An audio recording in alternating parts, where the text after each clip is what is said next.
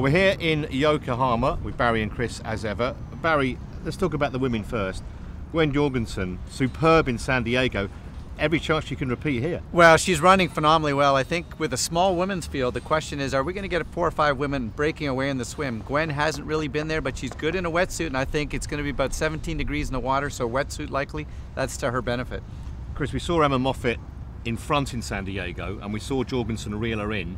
Is there anything that Moffitt can do to stop that happening again? I'm pretty sure Emma's she's gonna go buy the same product again. She knows that if she swims fast here and she gets a small group away in a small field, this is her best hope. It's not going to be the increasing temperatures that we've had here in the past.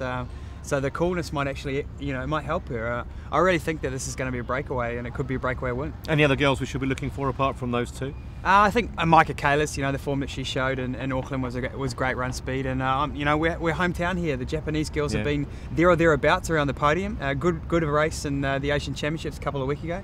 So who knows? I think one of them might even get up. Jodie Stimpson too, though. I think she's been coming in good form, and with a small field, I think you're going to see a small bunch, 4 or 5 getting away. All right. Well, let's talk about the men then. We saw in San Diego, Alistair Brownlee, brilliant. Javier Gomez, a little bit back in 7th or 8th, had no answer to it. No Alistair to deal with this weekend, but he's got baby brother Johnny. How is that matchup going to happen? We haven't seen John Brownlee come back from an injury. He's been so stable for so long, but he's missed a bit of time. So now the question, when it's an ankle injury, how's that going to come back? I don't think he'd show up all the way in Japan if he wasn't fit. So you got to think Brownlee on the podium.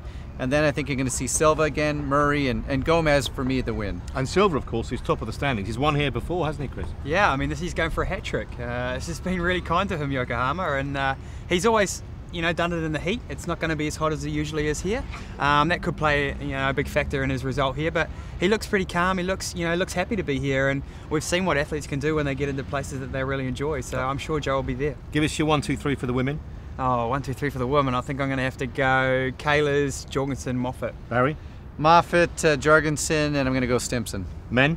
Oh, geez, wow, okay, I'm going to do it, mate. Brownlee, Gomez, Silva. Barry? Change it around. Gomez, Brownlee, and I think we're going to take a look at Silva third. You might want to know, by the way, I had Johnny Brownlee on the plane with me and the bus with me with all his British teammates and all the trainers. They were talking about all kinds of stuff. You might have thought tactics. No, they were talking about Alex Ferguson resigning as manager of Manchester United, the world's most famous soccer club. He took over in '86. At that time, Chris was starting junior school. Barry was doing his first triathlon TV commentary. That tells you just how long ago it was. Enjoy the racing this weekend.